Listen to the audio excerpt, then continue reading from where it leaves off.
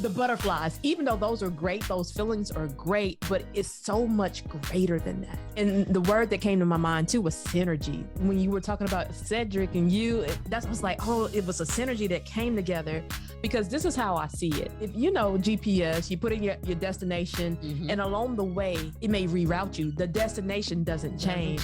The route may change, but the destination doesn't change. If someone knows their destination, the route may change, and you might still be in progress to that destination. But hello, and welcome to another amazing episode of TMC, where we are here to help you take your relationship from surviving to thriving. If this is your first time joining us, go ahead and subscribe.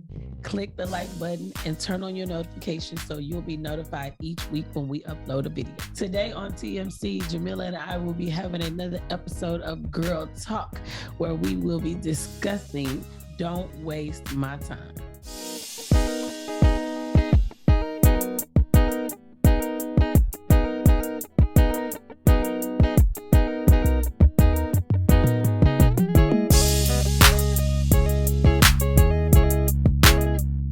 You and I had a conversation, and I'm going to ask you this question based on that conversation. Okay. What would you say is the difference in your singleness in your 20s and now? Okay. I like that. Now, in my not 20s. That's what we're going to say, in my not 20s. I think there is such a difference. I won't say a huge difference. So let me qualify that. So I made a list of things that were important to me in my spouse.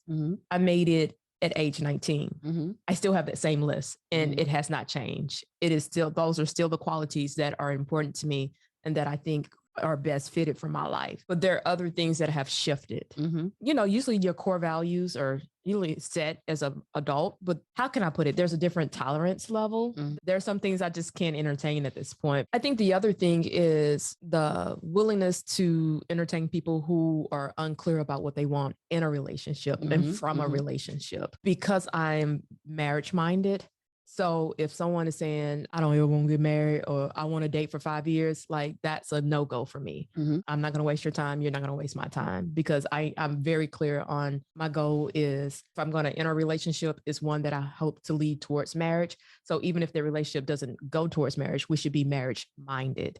So I think that's a big difference. The other thing is, let's get the superficial stuff out the way. Like what I wanted in a wedding, that has changed because I understand better now the purpose of marriage and what the wedding symbolizes. So like that has really shifted. It's what really matters at this point in life. And I think for me, just being older, but then too, living through COVID, you value different things now. I've always valued quality times because that's one of my love language, but I value it even to a greater degree, and how I value it is very different now. So like one of the things I think people don't understand, like when they say, I want what is the word? A high value man. Oh, you know, or he got to make 6 figures. One of the things they have to understand is that a man or a woman who is grinding at that level, their time is reserved. And so are you willing to adjust that? You may have more money, you might be able to have more experiences, but you may have less of their time. Is that something that you're okay with?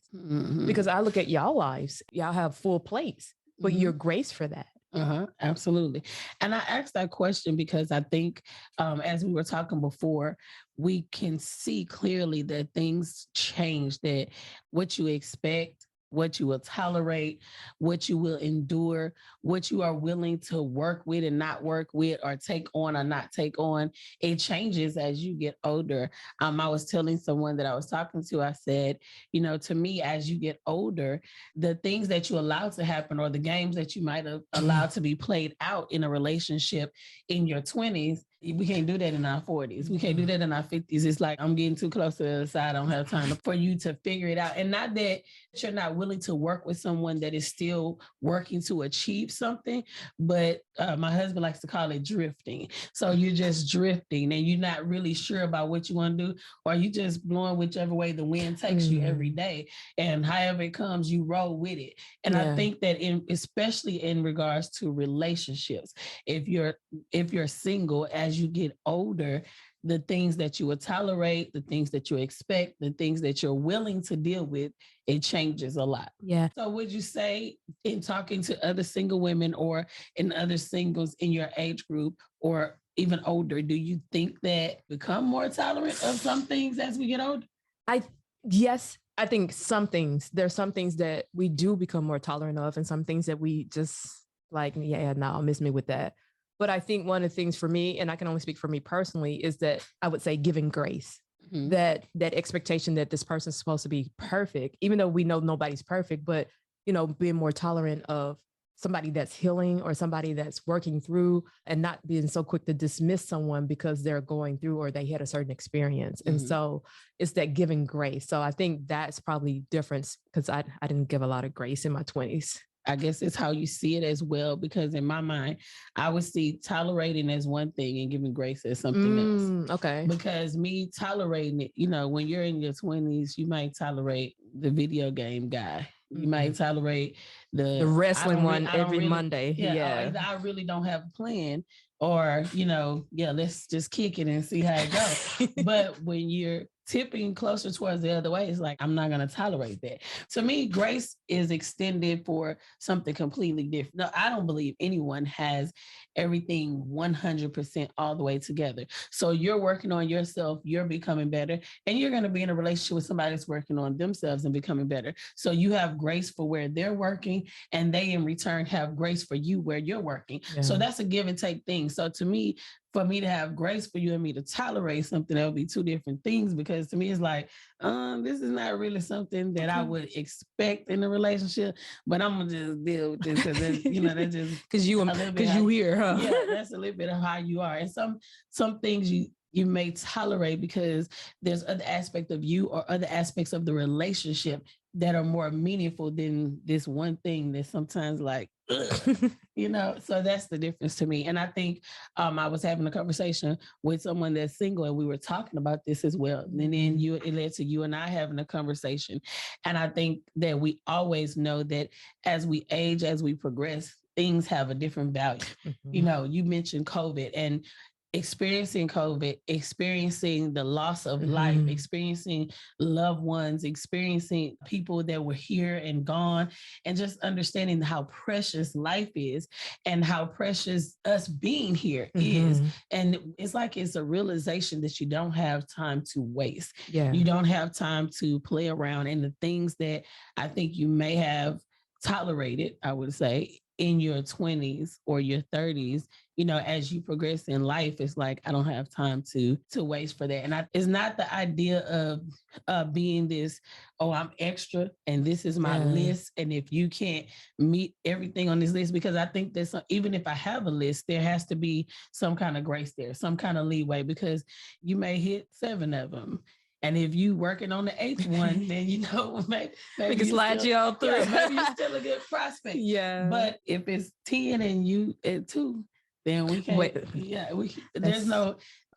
He might, or she might. And I think sometimes we just don't necessarily gel with people the way that we would like to, but we keep trying to, make it happen. And when you said gel with someone, that made me think about something else, that especially as older singles, is that you value companionship and that friendship aspect of the relationship way more than necessarily the quote unquote romantic stuff. Yeah. Like, it's, can I get along with this person? Can I live with this person? Can I do life with this person? And that's that companionship piece. And I think that is so important. Like, not that we just look good on the gram together, but are we really good in our everyday, day-to-day life? Absolutely. And I think that becomes even more important. And when you're dating, that's something that you really, they talk about chemistry, but I think it's chemistry and companionship. So I think that becomes like a focal point. And I feel like what you're saying and what I understand is like your mindset for that chemistry is based on the companionship, because the only way we're going to gel together and have a companionship is if we have the chemistry. But at the same time, as we're older, then the things that we're expecting, the things that we want is different. So that quality time is more necessary. I have a busy schedule, but you're still a priority. It's more important that I have things in my life, but you're still the number one thing in my life. Yeah. That's still more important. So, and we can talk about this, but would you say, because when you were talking, it made me think about the difference between chemistry and attraction, because I've been in rooms with, you have the whole spectrum of singles. What I hear from a lot of singles is that the attraction piece seems to be really important. Like, am I physically attracted to this person? I should add value to you. You should add value There's an to exchange. me. And I should level you up. You should level me up. And we just constantly leveling up. And that's what it should be. So if I look at it from a standpoint that if I'm not attracted to you, I mean, I think you have some level of attraction, but what's attracting you now? True. Versus what will attract you when you're in a different mindset. Let me tell you, because confidence is super attractive. It's very attractive. That's an attraction point for me. Like, somebody with confidence, they know who they are, they know whose they are. Like, that's to me, that's attraction versus, oh, he got to have a 6-pack. Like, I don't demand such things, because I feel like if you're demanding something, you should have one. And so my 6-packs are in the aisle at Kroger's. Like, so, I'm not demanding that of anyone. And I think the other thing while we're sitting here talking is that I think realistically, as you are, if you have been single or you're single again, and you're going through the aging process and you realize things shift. So you might have been a dime in your 20s, you might be 5 cents right about now. And so the things that making that demand that, oh, you got to be this and this and this, is that things shift. Life happens. There's so much life that happens along the way that may change somebody's physical appearance. A lot of things happen in our lives. And so if that's the foundation and that's the thing that you say, oh, that's just made me stay with you all these years or anything else, and that changes, then where does that leave the relationship? Absolutely. And there's so much more to a person than what they look like. True. There's so much more to a person than what you physically see. And even when I was saying give, I never mean that in the sense of stuff. I'm talking about your contribution, your value as a person. Yeah. When we were talking about that, it made me think about, I was recently in a space of singles, and it was really interesting because I think there was a demarcation, because some of the younger singles, the thing that, that really got them engaged talking was the issue of sex. And so I chimed in and it's like, my number one issue as a single is not sex, isn't, or that thing. And so it was like, what I started to glean is like, that's really important, but it's like, but that can be the defining point of your relationship and the narrative around that. And so I was like, and I think it goes back to the companionship piece, and not saying that sex is not important in marriage, but it's like, is that going to be your selection tool? And so I think that's the what you're using to select a mate shifts. Exactly. Because one of the things is that I feel like now is using more discernment. And it's not just the physical, but I'm discerning the character of a person. That really matters, because when I think about, a relationship is all about influence, and I want somebody that has a good influence to influence me, and influence, because I'm bringing you into my village and my world. So I want that good influence, not just, oh, he drives this and he works here, but what's the influence of that person and what's the impact of that person on your life? Absolutely. Absolutely. They definitely should be leveling you up. I mean, I keep saying it because it's something we've been talking about. Well, unpack that a little bit more, because somebody may not fully understand what you mean by that. Someone that levels you up is you're in relationship, or you have companionship with someone that they influence you to do better, to be better. I tell this to people all the time. When my husband began to study leadership, when my husband began to read more, when my husband began to listen to podcasts, and my husband began to pay for coachings and things like that, and I saw his light, I'm like, wait a minute, something different about him. He's a pastor, he's a preacher, so his sermons are different, his conversation is different. He has a journal now. He has a Franklin Covey planner, and he like, put it on the calendar, baby, put it on the calendar. But I'm saying that because it caused me to level up. When I saw him do it, I'm like, wait a minute, he can't leave me behind. I have to start reading more too. So I started reading more, and we start talking, what are you reading? And so in that instance, it began to make me want to level up, which is to be better, because I don't want him to grow and he matures financially, and I'm still the one, because I was that person spending everything we got. Because you know what I mean? Yeah. It's like after a while, that's going to be a big problem. Imbalance, huh? Now you're financially savvy, and you need to save, and you need to invest in all of this. And I'm still, buying and all of that, and I still buy them, but you got to do it the right way, you know? So with that in mind, that's what I call leveling up. And at the same time, spiritually, who my husband is spiritually makes me want to level up. Like, hey, I want God to talk to me like that too. I want to be able to open my mouth and he just starts speaking through me too. So, and I feel like when you're in a relationship with someone and you're connected to the one, they do that for you. Even if it's something like, I just want to keep my hair done because, he look nice all the time. Whatever it is, it's not in a sense of like a competition. Right. It's in a sense of your desire to want to be better, to want to do better, to want to show up better because of this person. And it's not like they're telling you, because he didn't say, babe, you need to start reading more because I'm reading more. Look how I'm growing. It was evident because I remember the first time he wanted to pay for coaching. I said, we going to pay how much per how much? You know how many handbags I could buy with that? And he was like, babe, it's necessary. And I'm like, we paying who? What? I'm like, okay. You didn't see the vision at that point. I didn't see the vision. But then when the evidence, the fruit of what he was doing started to show, it was like, oh, wow. Okay, Don't schedule another one. No, let me sign up for, let me read some of that stuff. All of that, because it causes you to want to do better. Yeah. So, and the reason why I'm saying level up, because Cedric has been using that as a sermon series, and it's just about you being better, about you showing up, living your greatest potential, being who God designed for you to be.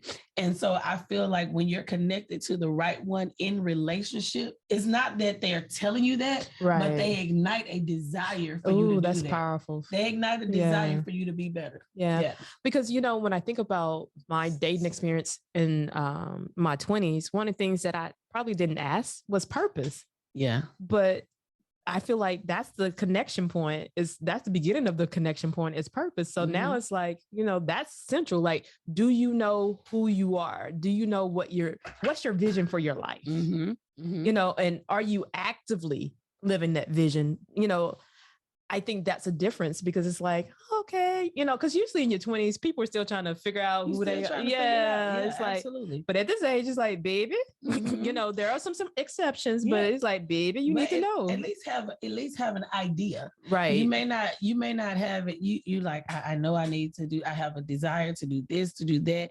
And you have some kind of inkling of what you want to do or what you feel passionate about doing. And if you're still trying to pinpoint it or to come up with a vision statement to make it make sense, but someone can actively see that you're working towards it in your life. It's a whole lot different. And you said something that I think a lot of times is missed completely in relationships: purpose.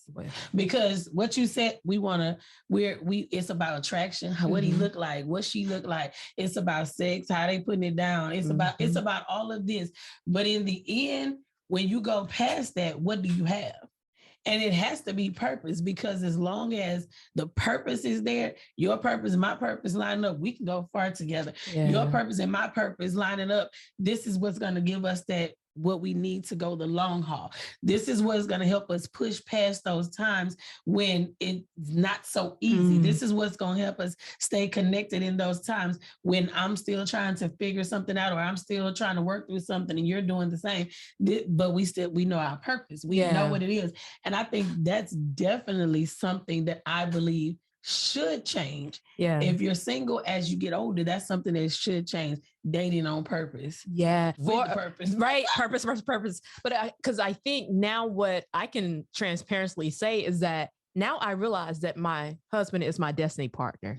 And that's what I'm looking for. My destiny. Like, we're doing life together, but it's an intentional, like there's an intention about that, and our destinies are coming together, and I'm helping him fulfill his destiny, and he's helping me fill my destiny. And so it's not just all the butterflies, even though those are great, those feelings are great, but it's so much greater than that. And the word that came to my mind too was synergy. That when you were talking about Cedric and you, that's, I was like, oh, it was a synergy that came together, because this is how I see it. If you know GPS, you put in your destination, and along the way, it may reroute you. The destination doesn't change. The route may change, but the destination doesn't change. And I think that's what we're trying to articulate, is that if someone knows their destination, the route may change and you might still be in progress to that destination, but you're in progress. And even though it might say rerouting, you're still in progress. The destination may not have changed. Absolutely. But you have that in your mind, that's what you're working towards. A lot of times when you're younger, the influences, what really influence you changes. Like, you know, you're looking at your friends and, you know, this one's getting married, and what's influencing you. And I can say right now, my biggest influence, I mean, he has always been my biggest influence, but it's shifted a little bit. Is my relationship with Jesus, you know? And if he don't approve of you, I don't know what to tell you. Well, I tell you what, that's a good person to be approving. Right. So it's trying to lock someone in. And one of the things is like, is this someone Jesus would approve for me? And so even my approach to dating has shifted. Instead of making someone the one, is this somebody that, you know, Jesus would approve? Is this somebody that's going to be good and beneficial for my life? I like that you said that, because I think that's a great mindset to have. And it's a great place to be, because as you grow older in life, or as you age and you have a different mindset, your ideas of how this works is different. And so now you're saying that what I'm measuring is like, okay, it's not even necessarily about all the stuff that I would even say. First of all, it's like, okay, let's see if the Father, the Son, and the Holy Spirit has stamped you with their approval. Right. And if not, we're going to need you to kick rocks. Right. But and to have that mindset, because sometimes you could get caught up in that, well, Lord, are you sure? Lord, look at him again. Right. Look at her again. Like, no, to measure that towards what does God say about that person being in your life is a great measuring tool, because when we line up with, first of all, the will of God and our purpose lines up, we have no other way to be but in the place, in the vein that God would have us to be, for our lives to be beneficial to the kingdom and make a difference in this world. So that relationship would do the same, versus we done invested some years in it and we still trying to figure it out. So I think that's good. That's and good. You know, when your shift happens, the type of questions I shifted. So I went from, or, you know, you say, God, but he go to church, Jesus. And so like, that's not something I ask anybody. Like, I don't ask, are you saved or do you go to church? Tell me about your relationship with Jesus. And that's an that's an open-ended question. Because I had to, even the devil go to church. Like I had guys tell me, I go to church, and have been hellions. It's like, this question ain't working. Like, I need a new question. One guy told me, I was on a date one time. He's like, nobody has ever asked me that before. Wow. And it's like, because I'm trying to ascertain something different, you know, than just your habits. I'm trying to understand your heart. Absolutely. Versus just your habits. Yep.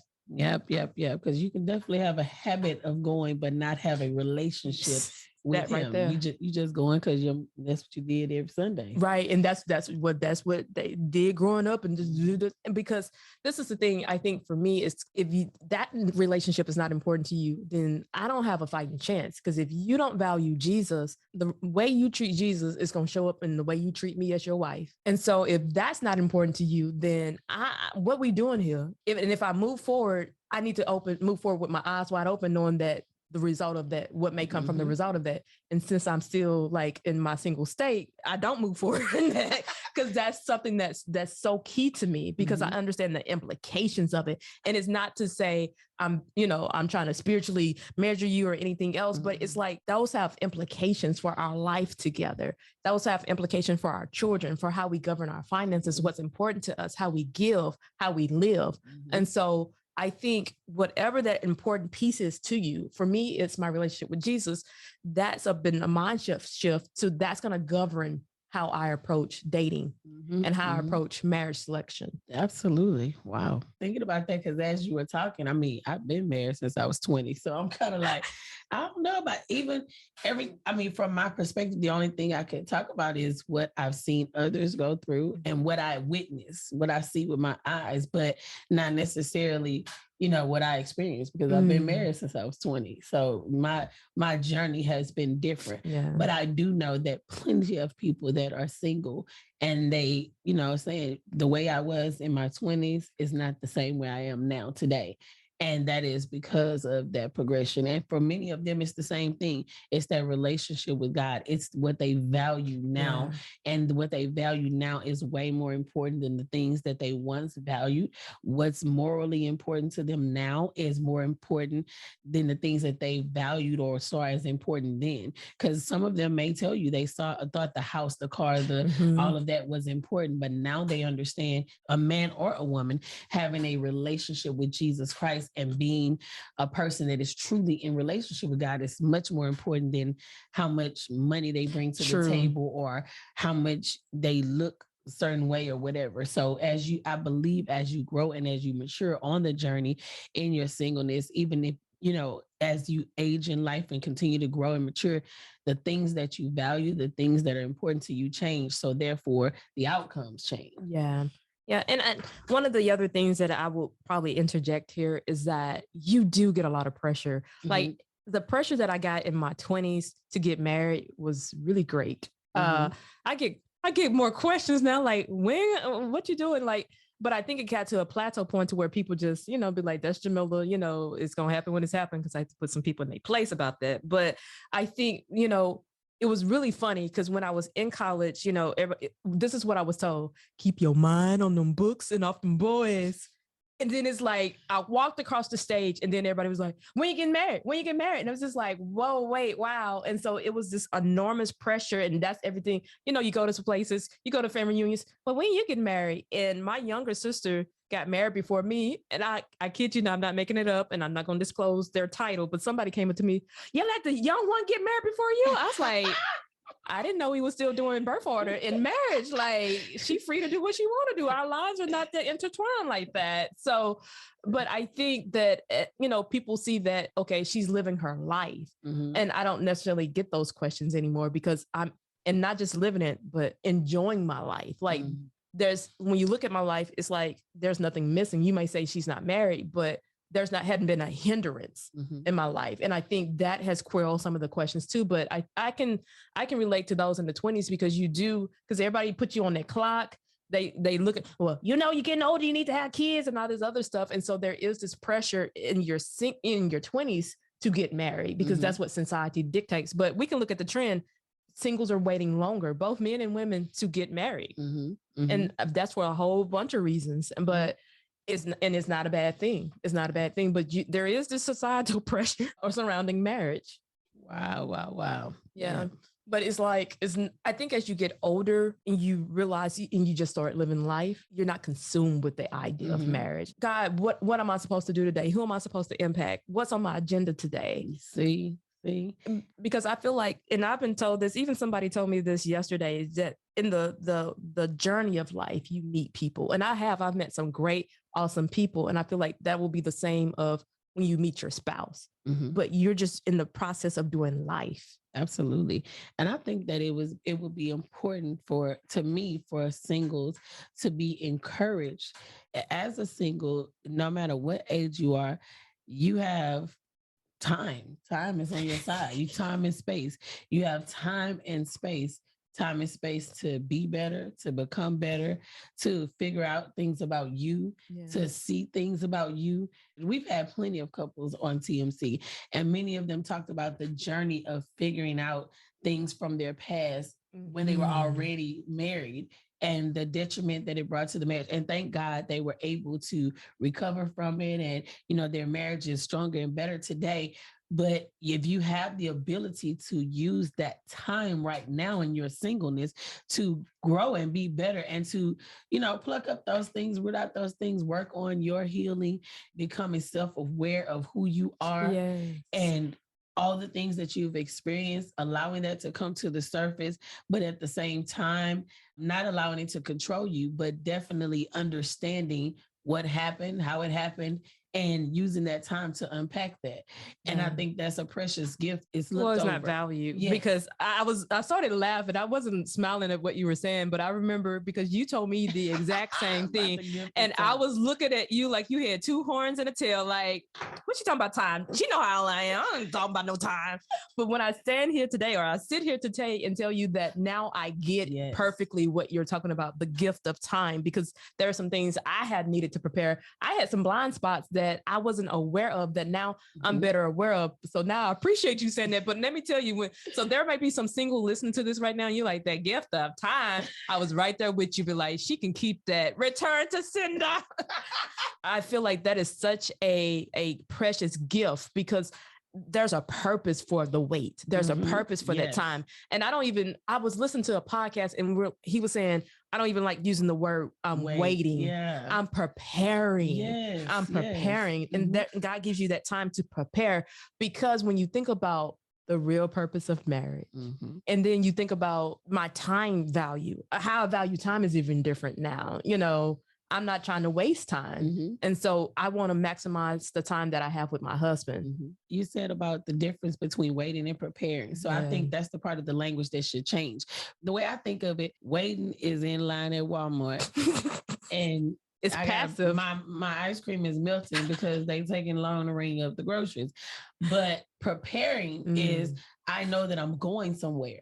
Yeah. Or I know that someone is coming to pick me up, or I know that a trip is happening or something of that nature. And what am I doing? I'm preparing, I'm packing. I have a checklist. I'm making sure I have this. I'm making sure I have that. So preparation, if I know I have a test coming up, I'm studying for it. I'm preparing for it. I'm putting myself in the frame of mind where I am ready when it comes versus waiting. So it's just me standing here waiting for someone else to do something, waiting for something else to happen.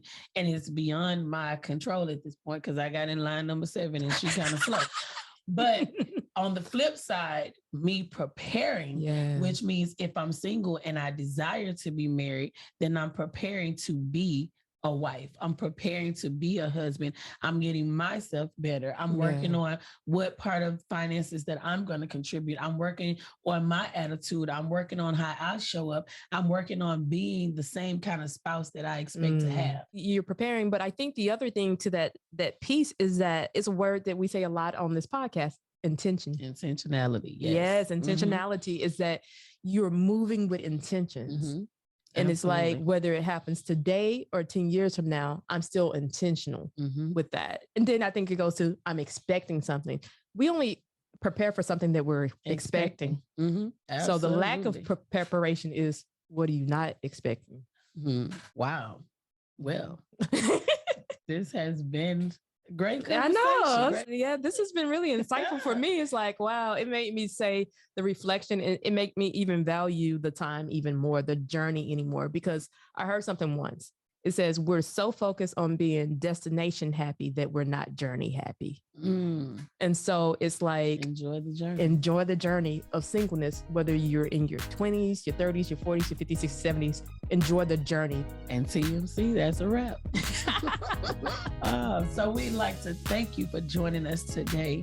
And if this is your first time joining us, and if you enjoyed this video, we want to encourage you to go ahead and subscribe. Click the like button and turn on your notifications so you will be notified each week when we upload a video. Well, we thank you for joining this conversation today. Hey, what is your biggest takeaway from this podcast? Go ahead and drop it below in the comments.